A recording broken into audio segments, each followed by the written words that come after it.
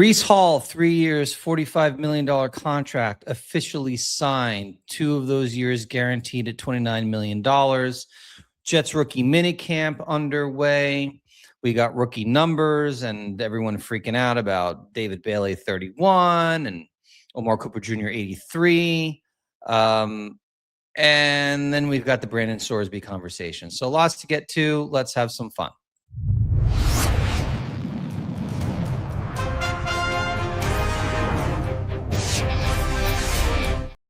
Hey, everybody. Welcome to Jets Talk Now. I'm Paul Fiore. Please click like and subscribe. Thanks for tuning in. So we've got a busy week this week with the Jets. Lots of speculation about Breece Hall for, the whole offseason. I had said after the deadline last year, it only made sense. Oh, my hat's messed up. It only made sense for them to sign him to an extension. They had given him the franchise tag. There was speculation soon after the draft by multiple reporters that it didn't seem likely it would get done. I don't know if I ever really truly believed that. It didn't make sense to me. They were supposedly close before the draft, and then they just pulled back on discussions till after.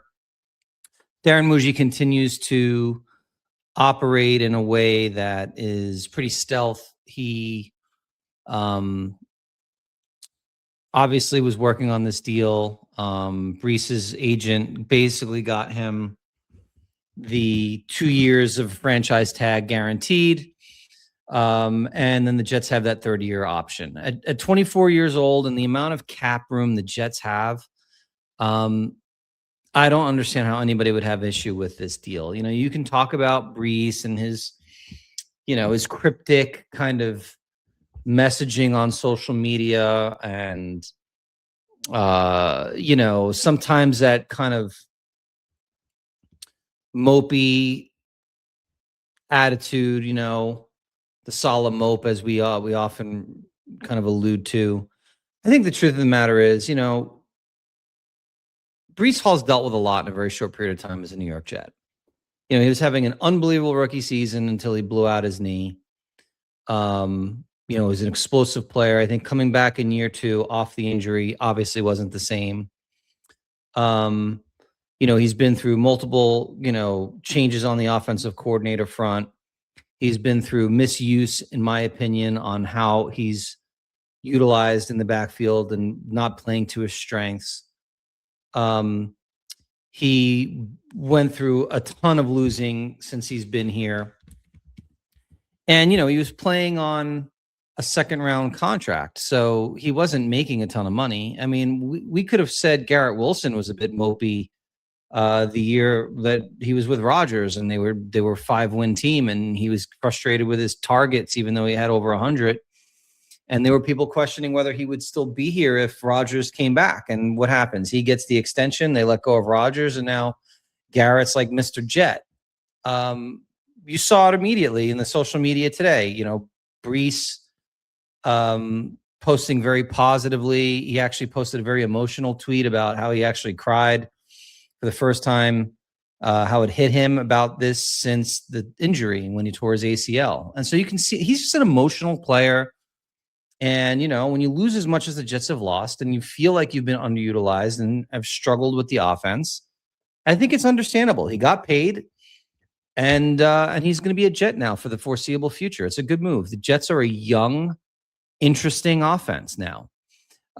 Only Geno is over 30 years old in their starting offense. And you look at that, the vast majority, including their offensive line, is under the age of 26.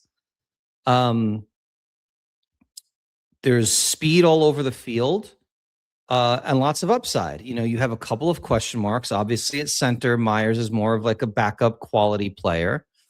But, he's one guy on a line of 5 that's Parham, I think, is going to be a better version of John Simpson. So I think you upgraded there. And then you have, your 2 bookend tackles in Tippmann, who's just getting better. So you have a solid offensive line. I wouldn't put it in the top 10 yet, but it's solid. It's top 15. You have Garrett. You have Cooper Jr. You have A.D. Mitchell. You have Breece Hall. You've got the 2 tight ends now with Mason Taylor and Sadiq. You've got a good number 2 running back in Braylon Allen, and then Isaiah Davis behind him. You've got your blocking tight end in Ruckert. I mean, if Geno is a average-ish quarterback, say he's 20 to 24 in the league, by default, the Jets should be the best they've been offensively in years. And certainly entertaining relative to last year where they had a challenge even completing screen passes. So, I went into this offseason not sure what the plan was going to be. It got off to a bit of a shaky start. Lots of coaches getting fired. I wasn't in love with the process to finding the defensive coordinator and offensive coordinator positions. Ultimately, we landed in the right spot. Player evals and free agency and who they brought in, I was very happy with. The draft, as I had alluded to previously, was excellent.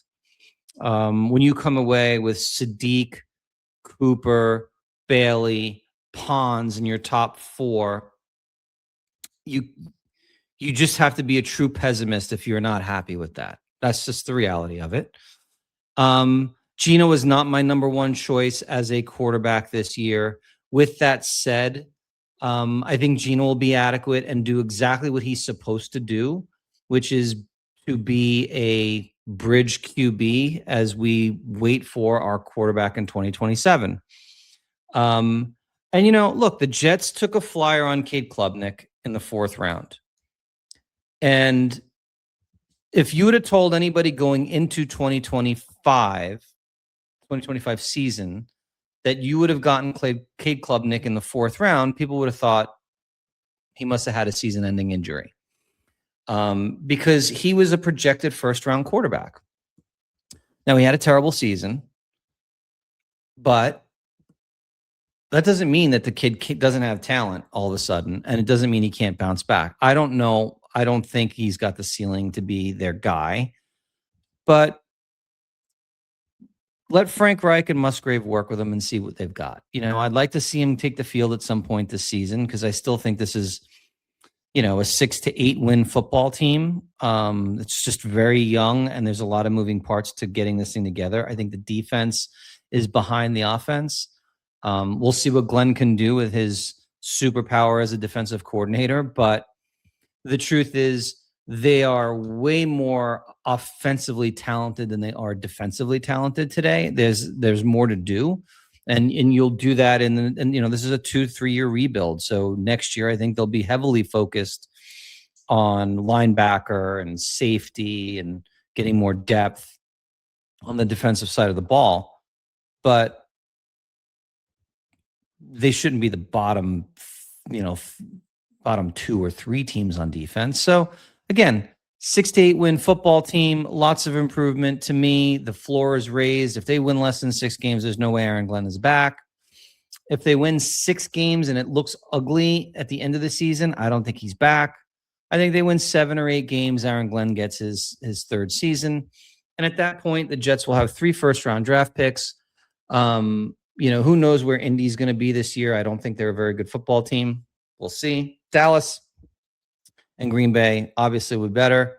So I think the Jets will be picking, if the Jets win 7 games and you got Indy, Green Bay, Dallas, they'll have 3 picks somewhere probably between 8 to 17. That's probably where it'll be. And all their draft capital is still for 2027. So if they have a quarterback they desperately want in the draft, they will have the ammunition to move up. I don't believe this world where we need to tank again and then hope to get the number 1 pick. It's kind of silly. I'd actually like to see the team actually exceed expectations and give me a Fitzpatrick season, and we'll figure out the future quarterback with all of that draft capital. It's funny. I had a good laugh this morning when I saw the Klubnik slow-mo coming out to the field. He absolutely, with the number 10, looks like Chad Pennington with better hair. A little bit of Trevor Lawrence. Somebody told me Josh Allen. I could see that too. But just the, I'm a little bit older, but when they say the aura and the swag that the kid had coming out into the field in the slow-mo, it's like, hey, imagine he actually turns out to be something. And of course the fan base, who went from hating the pick pretty quickly when they made it, to a slow-mo of him hitting the field with the flowing locks. All of a sudden now everyone's like, he could be the guy. I find quite amusing. I don't see that, but if he becomes a QB2 long term, awesome. And let's see what happens. You just never, ever, ever know. QB is like the most impossible position to truly see how it plays itself out. No one thought Brock Purdy was going to be Brock Purdy. Nobody thought Dak Prescott was going to be Dak Prescott. Nobody thought Russell Wilson was going to be Russell Wilson. And so these things happen. And you just never ever know. And so if they want the kid and they wanted the kid, they moved up to get him, so be it. Let's see what happens. Couple of other things that I wanted to just touch on. Russell Wilson. No thank you, no interest, no bueno. He is washed. I don't care what stats you want to show me about what he looked like when he was with the Steelers.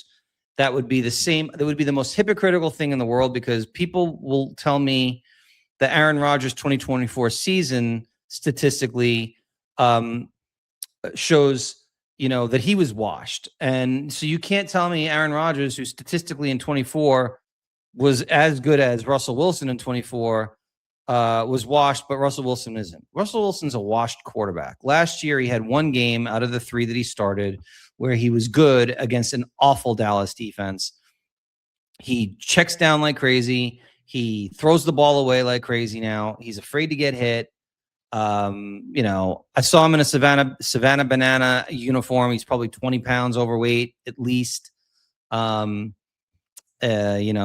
He's spending time at the Met Gala with his, super famous wife, Ciara. He's got interests outside of football at this point. Talking about, a TV deal. When a guy's contemplating retirement and what's next, he might as well just be done. And yes, he's a backup quarterback, but, he's Russell Wilson. He's super famous because of everything. He's just distracting. And I have no interest in him as QB2. I'd much rather just give it. Let Bailey Zappi be QB2. Let Klubnik become QB2 as the season goes on. I'm not expecting this to be a playoff team or championship team. Let the kid play at some point once the Jets are officially out of it, and we go from there. So that's my view on Russell Wilson. Uniform numbers.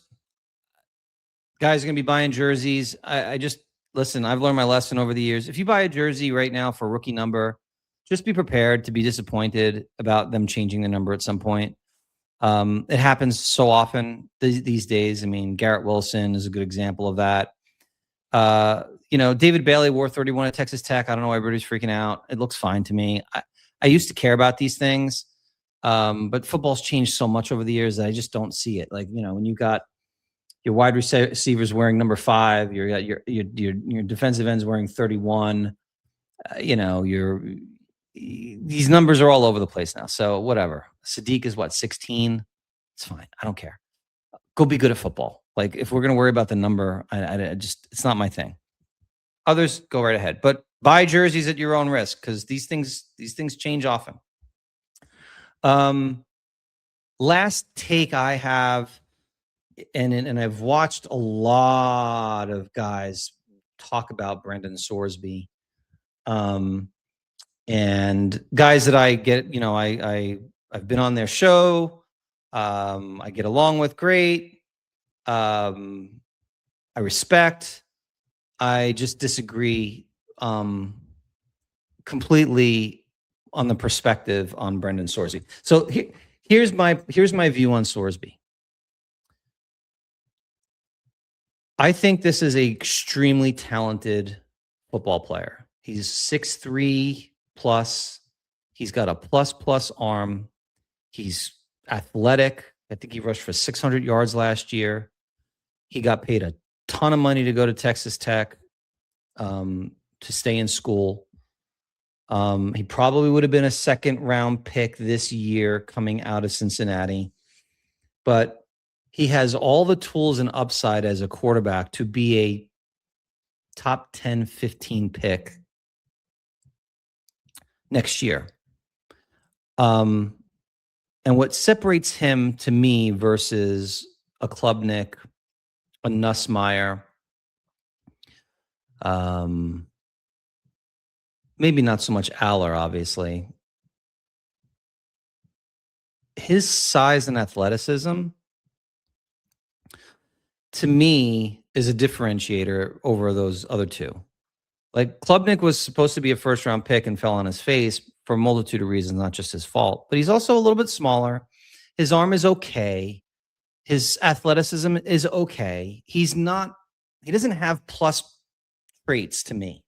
Now, he could turn out to have beautiful touch and real great head on his shoulders and become the franchise QB. You don't always have to be the most athletic, as we've seen Tom Brady.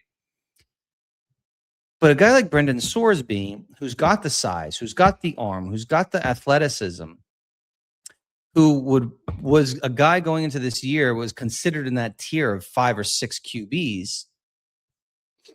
If he actually becomes available in a supplemental draft,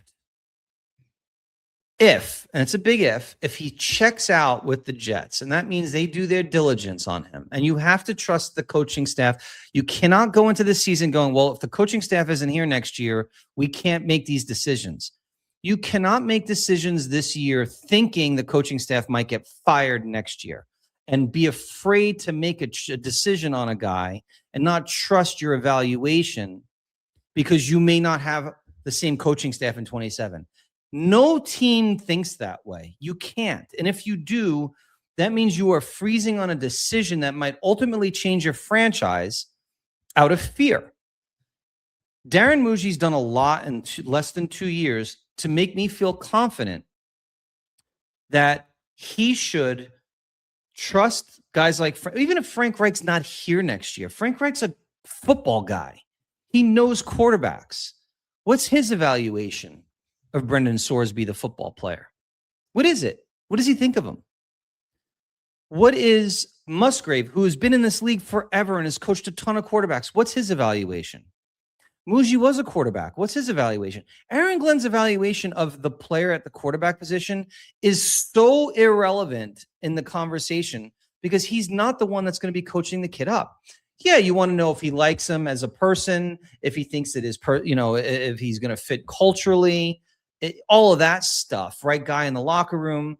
But Aaron Glenn's not the guy making the coaching decision at the quarterback. He did that for Fields. So we know, like this year, he didn't choose Kate Klubnik and Geno. I'm confident those decisions were made by Muji and Reich. Reich specifically, if you listen to Reich talk at his press conference, he was effusive in his praise for Geno Smith. He wanted Geno Smith.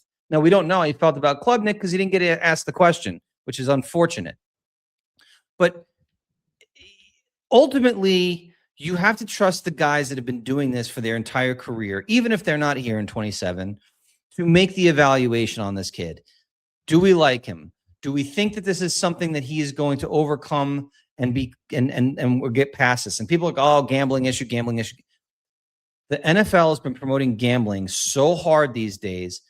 It is almost excusable to some extent that when he was a freshman, 18, 19-year-old kid, betting on football and other sports is an immature, stupid thing he should never have done. But sounds like he bet on his team only to win, and when he wasn't playing, at least that's what's alleged so far, and he's getting help. So I'm not going to hold that against him when there are guys in the league that are literally playing who have committed sexual assault crimes. Like, it's ridiculous. Now, it doesn't mean he doesn't come without risk. That's why you're going to get him for less than a first-round draft pick. But if he checks out, if he's done the work and he's a good kid and he's smart and you like him talent-wise, if the supplemental draft pick comes up and you can get him for a second-round pick, ideally a third-round pick, but if you have to be a second-round pick, I'm making the pick. I am. I watched a lot of Brandon Sorsby since all of this noise came out. I started watching a lot of his tape.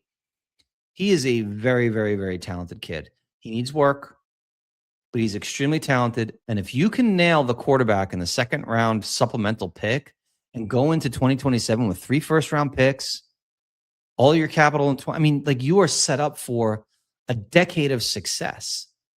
It is the absolute appropriate swing to take when your starting quarterback is almost 36 years old. Your backup right now is Bailey Zappi and then a 4th-round pick. You have the absolute responsibility that if the kid checks out mentally to you and you like his talent, to take a swing on him in round 2. Not a first-round pick. Like, if the Steelers want to go give up a first-round pick for him, so be it. But the Jets absolutely should be able to be confident enough to give up a second-round pick and take a swing with the kid. And if you miss, you have 3 first-round picks in 2027. And if the quarterback is great and he's evaluated all season in a backup role, learning the system and never touches the field until the end of the season, you are set in 2027, regardless of who the head coach is. That's my perspective on it. And you know what? I've listened to a lot of guys who evaluate these players. I listen to guys like Connor Rogers. Connor Rogers is also a guy that I think evaluates talent at a very, very high level. You know, he sees it too. He thinks the kid is really, really talented. So to me, this is not a talent issue. It's a question of character. And if you don't feel good about the character and you think that he's going to be a long-term issue, a la Johnny Manziel, people like that, Ryan Leaf, stay far, far away. But if he's a kid who sounds like he voluntarily is going to get help and he learns his lesson and he gets his act together and you feel like he is over this, absolutely take a swing. Absolutely you take that swing. So anyway, those are my thoughts. It's Friday evening. I hope everyone has an awesome weekend. We're getting closer and closer to like real football, which is fun. In the interim, we've got my New York Yankees just tearing it up. Spencer Jones about to play tonight, I think. I didn't see the lineups, but I'm hoping he got called up. And we got the New York Knicks up 2-0 on the terrible Philadelphia 76ers, hopefully going up 3-0 tonight. Lots to be excited about. Appreciate everyone's support. Please click like and subscribe, and I will talk to you all soon.